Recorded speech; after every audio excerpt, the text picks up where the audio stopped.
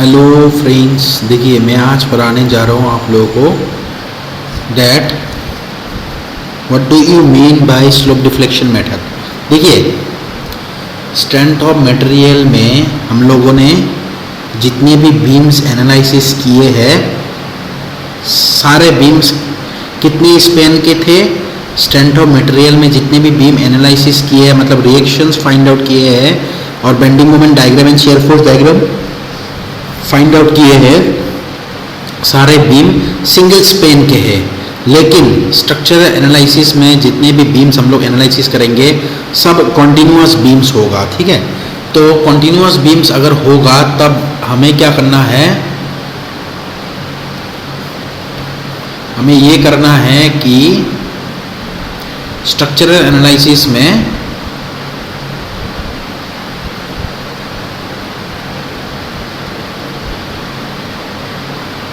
Structural analysis में पहला method जो है कि कैसे कंटिन्यूअस बीम्स को हम लोग सॉल्व करेंगे। कंटिन्यूअस बीम्स को हम लोग पहले सॉल्व करेंगे by the help of slope deflection method, by the help of slope deflection method. Slope deflection method से पहले हम लोग सॉल्व करेंगे। उसके बाद नेक्स्ट कंटिन्यूअस बीम्स जो है दूसरा मेथड से हम लोग सॉल्व कर सकते हैं, that is known as the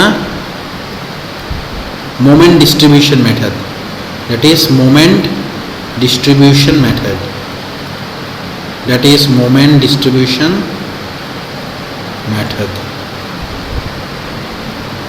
ठीक है, इसके बाद तीसरे और बहुत सारे मेथड्स है, जैसे तीसरा हो गया कैनिस मेथड। ठीक है, और जितने भी मेथड्स है मैं हर एक मेथड्स को एलाबोरेटली न्यूमेरिकल्स के साथ आप लोगों को सिखाऊंगा। तो पहले आज एक काम कर लेते हैं, पहले हम लोग आज शुरू कर लेते हैं एकदम बेसिक से, दैट इज स्लोप डिफ्लेक्शन। कैसे स्लोप डिफ्लेक्शन का इक्वेशन क्या है और स्लोप डिफ्लेक्शन का न्यूमेरिकल्स हम लोग कैसे करेंगे, स्टेप बाय स्टेप इसकी प्रोसीजर क्या है। ओके, देखिए फर्स्ट स्लोप डिफ्लेक्शन।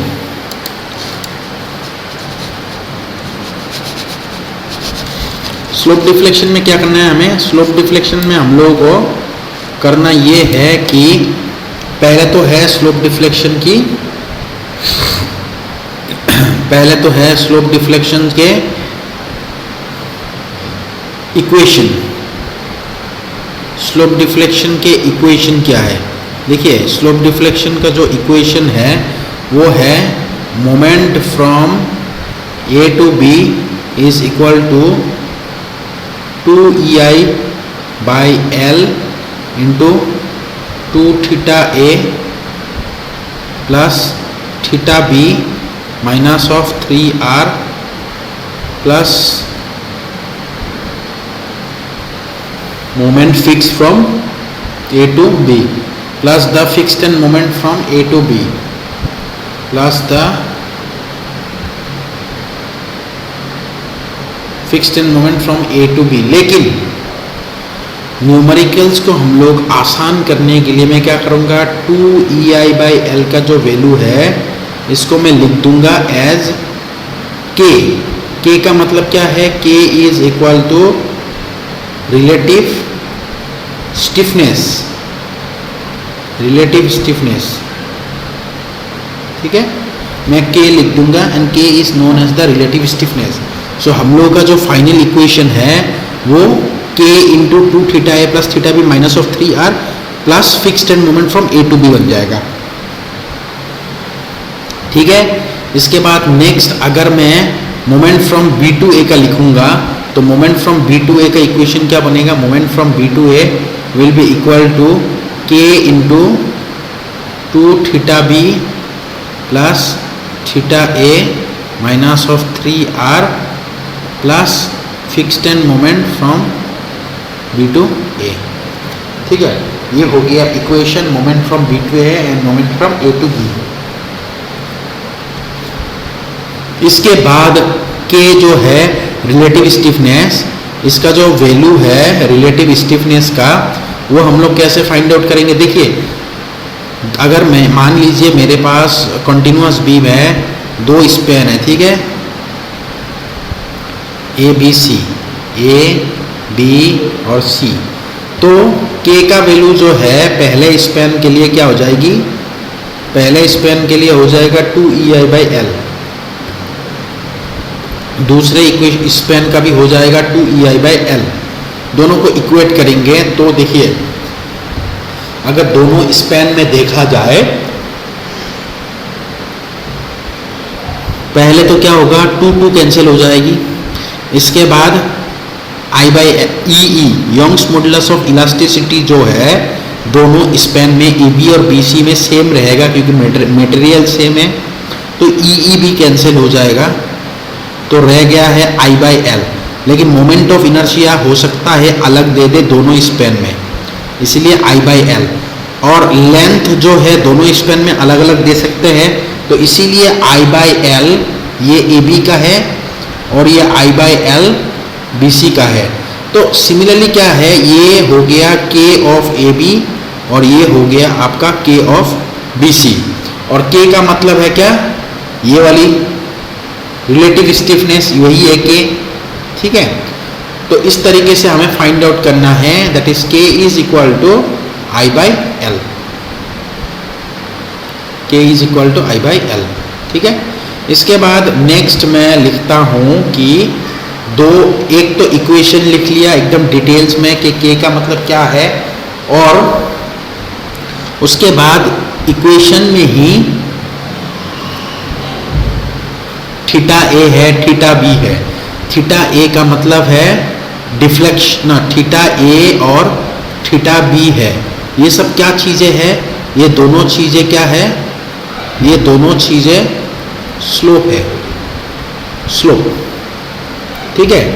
और नेक्स्ट क्या है, माइनस ऑफ 3r, जो इक्वेशन में माइनस ऑफ 3r लिख के रखा हो ना, माइनस ऑफ जो 3r है वो जो मैंने लिख के रखा है, वो माइनस ऑफ 3r का वैल्यू जो है वो 0 होगा अगर नॉर्मल न्यूमेरिकल्स है, लेकिन इसका वैल्यू 0 नहीं होगा उन्हीं न्यूमेरिकल्स में जिनमें क्या है 3r is not equal to 0 if sinking of support, if sinking of support, if the sinking of support,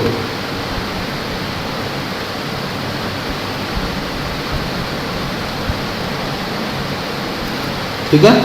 if क्या है, if sinking of support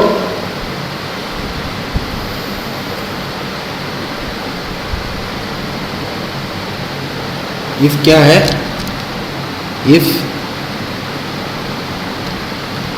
sinking of support present है तो 3r का वैल्यू 0 नहीं होगा, अदरवाइज 3r का value जो है वो 0 होगा, ठीक है।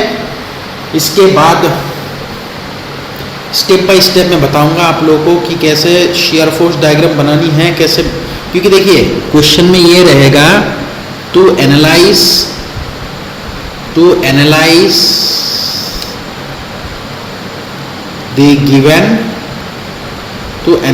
the given beam using slope deflection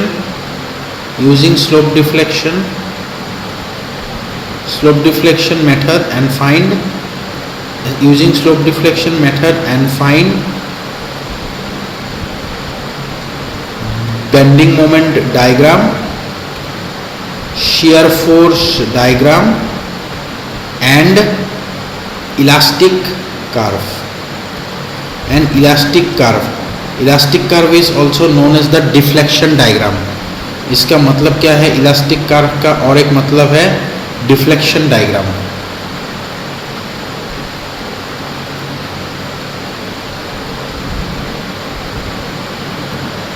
ठीक है। सो इस तरीके का क्वेश्चन आएगा, तो स्टेप बाय स्टेप हम लोगों को करना होगा, तो मैं बता रहा हूँ स्टेप बाय स्टेप कैसे करना है, ठीक है। स्टेप नंबर 1, और एक चीज़ है इससे पहले मैं बता देना चाहता हूँ कि जो स्लोप डिफ्लेक्शन मेथड है, that was found out by, this method was found out by G.A. Money. This method was found out by G.A. Money in the year 1915 सन, in the year 1915, 1915. So it means that in the year 1915 G.A. Money found out this slope deflection method. इसीलिए कभी कभार इस method का नाम और एक है, that is this method is also sometime known as G.A. Maney method. ठीक है, इसके बाद मैं इसका स्टेप्स लिखवा देता हूँ कि स्टेप्स क्या क्या होगा, पहले क्या करना होगा, उसके बाद दूसरा क्या करना होगा. देखिए स्टेप नंबर 1 में होगा to find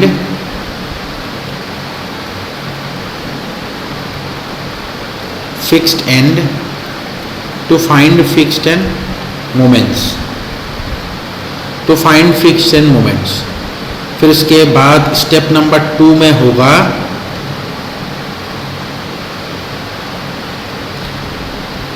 relative, step number 2 में होगा रिलेटिव स्टिफनेस. स्टेप नंबर 3 में हो गया रिलेटिव स्टिफनेस का मतलब है के, जितने भी मेंबर का के है उतना फाइंड आउट करेंगे. उसके बाद तीसरे स्टेप में क्या करूंगा, slope deflection, slope deflection equations, slope deflection equations लिखूंगा. स्लोप डिफ्लेक्शन इक्वेशंस लिखने के बाद that is slope deflection equations का वैल्यू क्या होगा, moment from A to B, moment from B to C, moment from C to D and moment from D to C. ये 4 equation होगा. इसके बाद स्टेप नंबर 4 में क्या होगा, इसके बाद स्टेप नंबर 4 में, इसके बाद स्टेप नंबर 4 में क्या होगा, इसके बाद स्टेप नंबर 4 में होगा आप लोगों का बाउंड्री कंडीशंस. अब देखिए इसको ध्यान से सुनिए कि बाउंड्री कंडीशंस का मतलब क्या है. देखिए अगर मेरे पास एक सिंपल सा बीम है जिसमें एक तरफ फिक्स्ड हो, बाकी तरफ क्या है, हिंज या रोलर हो, बाकी तरफ हिंज या रोलर हो, उससे कोई मतलब नहीं है. तो हमें क्या करना है,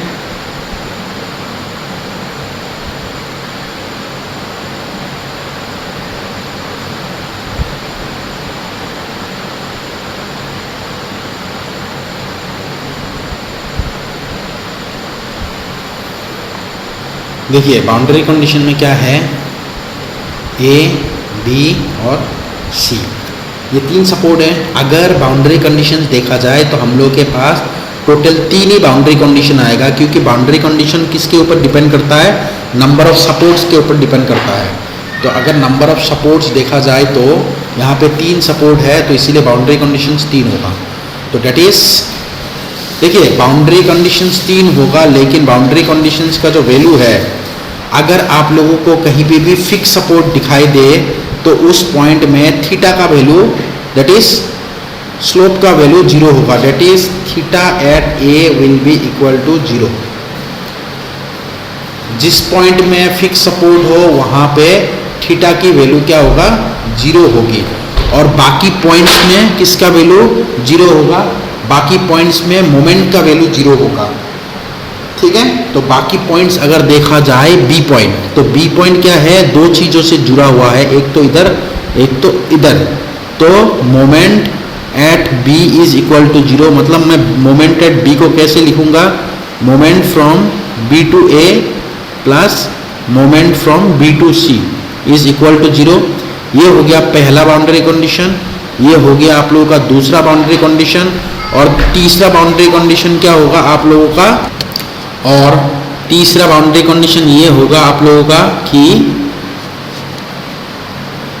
तीसरा support, that is moment at C moment at C is equal to 0, क्योंकि देखिए अगर फिक्स सपोर्ट है उसमें ही थीटा की वैल्यू 0 होगा, स्लोप की वैल्यू 0 होगा, बाकी चाहे कोई भी टाइप ऑफ सपोर्ट हो उसमें मोमेंट की वैल्यू 0 होगा। ये बात आप लोगों को क्लियर होना चाहिए कि फिक्स सपोर्ट हो तो थीटा 0, बाकी फिक्स के अलावा कोई भी सपोर्ट रहे उसमें मोमेंट की value 0। So moment at C will be equal to 0। इसका मतलब क्या होगा? इसका मतलब होगा moment from C to B is equal to 0। तो ये हो गया तीसरा बाउंड्री कंडीशन। तो इस तरीके से आप लोगों को बाउंड्री कंडीशन फाइंड आउट करना है। जैसे मैं और एक बार बता रहा हूं आप लोगों को, अगर मान लीजिए बीम जो है, अगर मान लीजिए बीम जो है, ठीक है, बीम में कहीं पे भी फिक्स सपोर्ट नहीं है, तीनों जगह क्या है, फिक्स के अलावा दूसरा सपोर्ट है। तो मैं क्या करूंगा, मोमेंट ए में भी 0, बी में भी 0, सी में भी 0। मोमेंट एट ए का मतलब है moment from A to B is equal to 0। फिर बी का मतलब है moment from B to A plus moment from B to C is equal to 0, दूसरा बाउंड्री कंडीशन। और तीसरा बाउंड्री कंडीशन होगा सी में 0, that is moment from C to B is equal to 0, क्योंकि यहाँ पे कहीं पे भी फिक्स सपोर्ट नहीं है, तो इसीलिए बाउंड्री कंडीशन इस तरीके का बनेगा।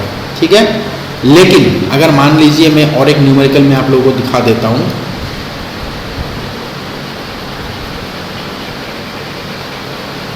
और अगर मान लीजिए मेरा दोनों तरफ फिक्स्ड है, ठीक है, दोनों तरफ फिक्स्ड है, यहाँ भी फिक्स्ड है और यहाँ पे भी फिक्स्ड है, ये ए हो गया, बी हो गया, सी हो गया। तो फिक्स का मतलब है थीटा 0, तो theta at A is 0, theta at C is also 0, और moment at B is equal to 0, मतलब moment from B to A plus moment from B to C combination 0। तो ये हो गया आप लोगों का 3 बाउंड्री कंडीशन। तो इस तरीके से हमें बाउंड्री कंडीशंस को लिखना है। बाउंड्री कंडीशन लिखने के बाद जितने भी बाउंड्री कंडीशंस है वो सब्स्टिट्यूट करेंगे। कहाँ पे सब्स्टिट्यूट करेंगे? जितने भी स्टेप नंबर 3 में स्लोप डिफ्लेक्शंस इक्वेशंस थे उनमें सब्स्टिट्यूट करेंगे। सब्स्टिट्यूट करने के बाद हम लोग के पास थीटा की वैल्यू आ जाएगा, थीटा ए, थीटा बी, थीटा सी, तीनों का थीटा की वैल्यू आ जाएगा। अगर मेरे पास कुछ अवेलेबल है, जैसे यहाँ पे थीटा ए अवेलेबल है, थीटा सी अवेलेबल है, तो थीटा बी की वैल्यू आ जाएगा। ठीक है, और अगर कोई है नहीं, मतलब हम लोग का तीनों पॉइंट में थीटा की वैल्यू आ जाएगा। अगर थीटा की वैल्यू आ गया तो क्या करेंगे? Moment from A to B, moment from B to A, moment from B to C, moment from C to B, ये जो 4 इक्वेशन है ना, चारों इक्वेशन में थीटा की वैल्यू सब्स्टिट्यूट कर दूंगा, थीटा ए, थीटा सी, थीटा बी। तो मेरे पास फाइनली वैल्यू क्या आ जाएगा? मोमेंट की वैल्यू आ जाएगा, that is moment from A to B, moment from B to A, moment from B to C and moment from C to B. ये सारा values मेरे पास आ जाएगा। ठीक है, मैं अगर सब्स्टिट्यूट करूंगा थीटा की वैल्यू हर एक पॉइंट में, ठीक है, तो इस तरीके से मुझे मोमेंट्स को फाइंड आउट करना है। उसके बाद सिंपल है, मुझे सिर्फ बेंडिंग मोमेंट्स डायग्राम बनानी है, बेंडिंग मोमेंट डायग्राम बनाना होगा, और उसके बाद नेक्स्ट होगा शियर फोर्स डायग्राम। तो इस तरीके से हमें क्या करना है? स्लोप डिफ्लेक्शन इक्वेशंस को सब्स्टिट्यूट करना होगा और स्लोप डिफ्लेक्शन मेथड से हमें फाइंड आउट करना होगा कि कैसे बेंडिंग मोमेंट डायग्राम ड्रॉ किया जाता है, और या तो शियर फोर्स डायग्राम जो ड्रॉ किया जाता है। क्योंकि अगर देखिए सिंपल सी बात है, ये बहुत ही बेसिक्स है, और ये जो मेथड है ये जानना बहुत ही ज़रूरी है, क्योंकि अगर ये नहीं आएगा तो बहुत ऐसे एग्ज़ाम्स होती है, स्पेशली जितने भी स्टेट के ए लेवल एग्ज़ाम्स, जितने भी स्टेट के ए लेवल एग्ज़ाम्स होते हैं, जेई लेवल एग्ज़ाम्स होते हैं, सच एस एसएससी जेई, इनमें क्या है, जो सब्जेक्टिव पेपर होती है ना, सब्जेक्टिव पेपरों में स्ट्रेंथ ऑफ मटेरियल के क्वेश्चंस और स्ट्रक्चरल एनालिसिस के क्वेश्चंस, स्ट्रक्चरल एनालिसिस के क्वेश्चन बहुत ही ज़्यादा इम्पोर्टेंट है। आप लोग अगर क्वेश्चन पेपर्स पुराने हैं तो देख सकते हो, 5 स्टार है, स्लोप डिफ्लेक्शन मोमेंट हो गया, मोमेंट डिस्ट्रीब्यूशन मेथड होगा, ये पक्की बात है, एक न एक क्वेश्चन आना है। तो इसीलिए from exam point of view for government exams ये मेथड बहुत ही इम्पोर्टेंट है। अब मैं नेक्स्ट क्लास में आप लोगों को एक से एक न्यूमेरिकल में करा के दिखाऊंगा कि कैसे कैसे स्लोप डिफ्लेक्शन इक्वेशंस को हम लोग सॉल्व करेंगे, ठीक है? Okay, thank you. और अगर किसी ने मेरा चैनल को सब्सक्राइब नहीं किया है तो सब्सक्राइब कर दीजिए और शेयर करिए वीडियोस को जितना हो सके, ठीक है? और लाइक करिए वीडियो को। Okay, thank you.